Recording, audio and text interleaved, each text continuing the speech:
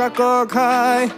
ভৈয়ামলৈ আহিলি তই হান্দিছে পাপায়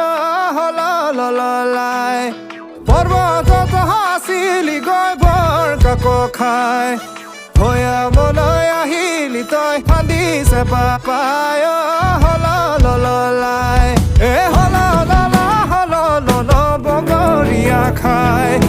তোৰ মানে বিদেশ গলৈ তোৰে নিন্দা যায়